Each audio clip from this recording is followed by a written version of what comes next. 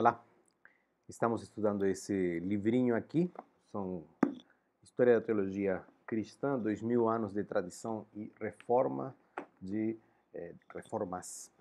Roger Olson. E chegamos ao final do quarto capítulo e com isso chegamos ao final da primeira parte. Entrando no terceiro século, vamos ter algumas questões diferentes. E o grande assunto do capítulo 4 é Irineu de Leão. Irineu de Leão é a personagem central do que nós precisamos conversar hoje. Irineu nasce em Esmirna em 120 depois de Cristo. Ele sobrevive a uma baita de uma perseguição no ano 177 perpetrada por Marco Aurélio. Os detalhes de como que os cristãos eram perseguidos nesse ano ali no Ródano são terríveis. Não? E Irineu transita entre Leão e Roma. Ele tem esse trânsito liberado, ele é conhecido como uma pessoa que discursa bem, dialoga bem, compreende bem. Começou muito novo em Leão, que hoje é França, né? Ali no Vale do Rio Ródano. E esse trânsito é o que vai acabar livrando a vida dele justamente no ano 177. Se vocês observam, então, se ele nasce em 120, em 177 ele se livra dessa perseguição, estamos falando de um homem de 57 anos. Ele já tinha feito seu bispado, tudo mais, escreve em grego, porque ele, sendo nascido em Esmirna, no lado oriental do Império, a língua falada era o grego. E ele é discípulo de Policarpo, que por sua vez era discípulo do evangelista João. Então, Irineu é um dos últimos que pode apelar ainda para essa linhagem apostólica, ainda tem esse vínculo. Mas vocês vão ver um relato de que nem sempre isso é garantia de nada. Vamos ver daqui a pouco um amigo de Irineu que aconteceu com ele. Irineu vai morrer em 202 de causas desconhecidas, mas também no meio de uma perseguição. Seja como for, a Igreja Católica Apostólica, tanto na sua vertente ocidental quanto na oriental, vão ter ele como mártir e santo. Vamos então fazer a nossa síntese, bem rapidinho aqui, 4 pontinhos. Estamos com isto chegando ao fim do segundo século. Então, se ele não morre em 202, então já chegamos e nos adentramos no terceiro século, que começou no ano 201. Tá? Muito bom. O que acontece ali? Qual que é o resumo? O que você tem que levar desse capítulo? Bom, na visão de Irineu, o gnosticismo, que era a grande ameaça daquela época, daquele momento, era incapaz de trazer qualquer tipo de esperança ao ser humano quanto indivíduo e também quanto raça. Ele acaba sendo uma coisa insossa, tipo, o gnosticismo muito interessante quanto ideia, mas quando você vai ver, e aí? Né? Não resolve os problemas que planteia e não dá esperança. E é aí onde entra Irineu. Irineu estuda o gnosticismo, apresenta o primeiro exame crítico e refutação válida do gnosticismo. Ele escreve 5 volumes, né, chamado Contra Heresias. E não bastando com isso, escreve um chamado de Enquiridion, ou manual, né, sobre essas coisas que seriam um apanhado desses 5 volumes. A maior contribuição teológica de Irineu se encontra talvez na palavra recapitulação. Essa ideia dele de que é uma nova, um novo surgimento, uma nova cabeceira de rio em Jesus. Simplificando muito o pensamento dele, do jeito que Adão tinha estragado as coisas, Jesus vai consertar. Isso vai trabalhar junto com o conceito de theosis, que nós vamos ver daqui a pouco. E para Irineu, a redenção é uma restauração da criação e não uma evasão da mesma. O gnosticismo propunha uma evasão deste mundo. O mundo é mau, o mundo é ruim, o mundo é cruel. o mundo é uma porcaria, temos que fugir dele, né? O corpo é ruim, tudo, e aí tem que a iluminação, o conhecimento vai trazer você para essa nova, aspas, realidade, né? Que está escondida. Essa era a proposta do gnosticismo. E Irineu diz, nada disso. E essa é justamente a coisa que vamos a ver agora. Nesse quadrinho aqui, nós temos dois lados, duas caras da moeda, se vocês querem chamar assim, dois detalhes, né, que precisamos ver. De um lado o gnosticismo e do outro lado a recapitulação. Por quê? Porque são os dois grandes assuntos de Irineu. Então, lembra daquele amigo que eu falei de Irineu? Pois bem, numa viagem a Roma, Irineu se encontra, naquela viagem de 177, Irineu se encontra com este amigo. Este amigo tinha sido co-discípulo dele de Policarpo. Ou seja, Irineu e este amigo tinham sido discípulos de Policarpo, que era discípulo de João, o evangelista. E este amigo, colega, co-discípulo, amigo mesmo dele, né, tinha abandonado a fé cristã para seguir o gnosticismo. Isso arrasa a vida de Irineu. O derruba, literalmente ele fica, né, muito ruim com isso, ao ponto que transforma todo o ministério dele. Ele dedica os próximos meses, anos, a estudar as diferentes escolas do gnosticismo. Ele descobre que a mais influente era a valentiniana, que era justamente a qual esse amigo pertencia. Tinha um tal de Ptolomeu, que era o maior mestre desta escola. E então é contra ele entende que se ele escreve contra esta escola, atacando todo o seu conceito central, ele tem mais chances de sucesso. Então ele, aquele livro, né, grandão, contra heresias, né, ele escreve com três frentes. Ele reduz ao absurdo a cosmovisão gnóstica, né, não faz sentido nenhum, né, isso de que o mundo é ruim e que foi criado por um Deus ruim e que está todo fadado ao fracasso, que não vai funcionar, né? A segunda coisa que ele faz é demonstrar que a reivindicação de que eles teriam uma autoridade vinda de Jesus, os apóstolos, uma autoridade secreta, que não tinha sido compartilhada. Ele diz, olha, isso é falso. Eu sou discípulo de Policarpo, Policarpo de João, João de Jesus. Não faz sentido. Se Jesus tivesse um conhecimento secreto, ele teria que ter passado para João e João para Policarpo. E Policarpo teria passado para mim. Esse é mais ou menos o argumento de Irineu. Tá?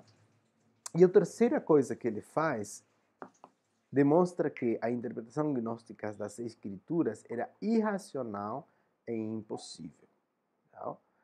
Eles vão apelar tanto a uma interpretação tão louca que não fecha com nada. Nem sequer com Filo, que era quem mais se afastava de uma tradução literal, né, de uma interpretação literal, era quem nem assim eles poderiam apelar para esse tipo de coisa. Simplesmente era muito louco o que eles faziam.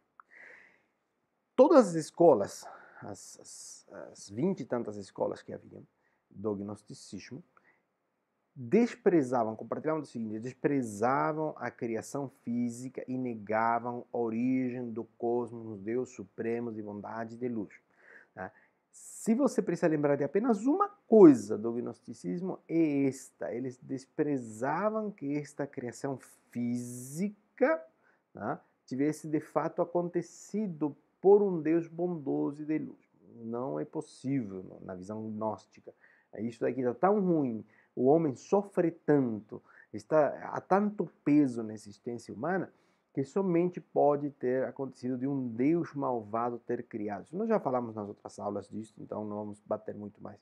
Mas isso que precisa ficar. E essas almas desses homens, que são fagulhas, daquele ser divino, bondoso, né, que não pode ser misturado com a criação, né, então estão aprisionadas neste corpo. Elas precisam ser libertas pelo gnosis, pelo conhecimento, pela iluminação. Né? Então, Irineu propõe que Deus é criador da existência material, assim como da espiritual. Esse último ponto é o que junta todas as partes, né, da visão de Irineu com o gnosticismo e a redenção. Lembre-se que isso é um ponto muito importante, porque no sistema de pensamento gnóstico não há redenção. Não é possível haver uma redenção. Muito bom. Vamos falar um pouquinho da recapitulação, que é justamente o outro ponto central de Irineu. Irineu utiliza uma palavra com a qual pretende dizer que existe um novo começo. Segundo Irineu, a redenção é fornecer uma nova origem para a humanidade, como se fosse um rio que tem uma nova cabeceira. Tá? O termo que ele usa é justamente esse, recapitulação, ou literalmente reencabeçar, colocar uma cabeça nova nisso tudo. Né? Fornecer uma nova cabeça. Essa é a ideia de Irineu. Para os gnósticos, e nós temos que ir e voltar, porque ele faz a sua maior defesa e também a sua maior contribuição no mesmo volume. Né? Nós que os separamos para entendê-los, mas temos que voltar aos gnósticos. Para os gnósticos, a obra de Cristo era puramente espiritual. Puramente uma questão do espírito. Tem a ver com espírito, com alma, nunca com criação, nunca com corpo. Né? Então, nunca poderia ter acontecido uma coisa tão assim louca como a encarnação. Né? A vida e a morte do homem Jesus nunca desempenharia papel algum na redenção segundo os gnósticos. A vida e a morte histórica e física de Jesus não estavam inclusas na sua soteriologia. A soteriologia, né, é o estudo, né, do que tem a ver com a salvação, né, o discurso ao respeito da salvação. Bom? Agora, para Irineu, e esse é um conceito muito importante, o indivíduo é solidário com a raça, tanto no pecado como na redenção.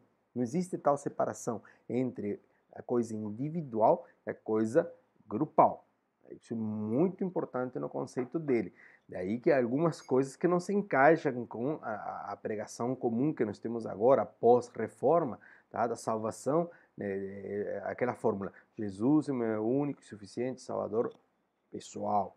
Não se encaixa com Irineu, porque para Irineu não há essa tal coisa como uma vida tão individual, tão separada, assim, de que eu me viro Jesus e eu, e o resto, não é essa. Nós respondemos solidariamente. É uma ideia muito interessante que eu acho que precisa ser revista, né, nesses últimos tempos.